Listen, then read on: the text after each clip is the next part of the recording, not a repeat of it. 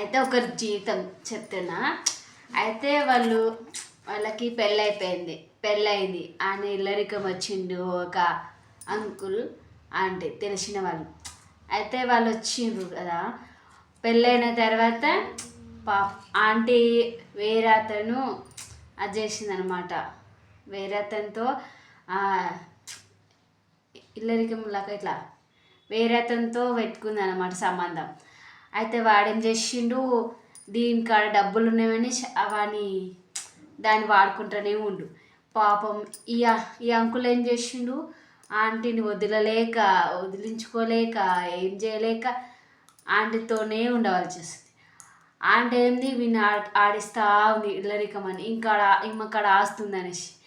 అయితే లాస్ట్కి ఏం చేసిర్రు పాపం ఆంటీ వాళ్ళు ఏం చేసింది, ఆంటీ వాడిని పెట్టుకున్న అతను ఉంటాడు కదా, దీని దగ్గర ఉన్న డబ్బులన్నీ బాగా తినేసి ఈమె దగ్గర ఆంటీ దగ్గర ఉన్న డబ్బులన్నీ తినేసి బాగా వాడుకొని దాని దగ్గర బాగా ఉన్న కాడికి కూర్చేసి అప్పులు పాలు చేసేసి మళ్ళీ వదిలేసిండు.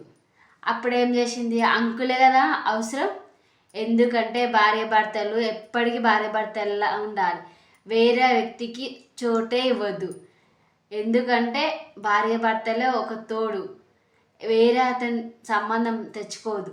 ఎప్పుడైనా నిజాయితీగా ఉండాలి. నీ భర్తే నీకు ముఖ్యం, అది ఒకసారి ఆలోచించుకోండి. అలాంటి తప్పు ఎప్పటికీ చేయొద్దు. అర్థం చేసుకొని మెలగండి. వేరే అతను వచ్చి ప్రేమ చూపిస్తాడు, అన్నీ చూపిస్తాడు, తర్వాత నిన్ను వదిలేస్తాడు. అదే ఆలోచించండి, ప్లీజ్ ఆలోచించండి.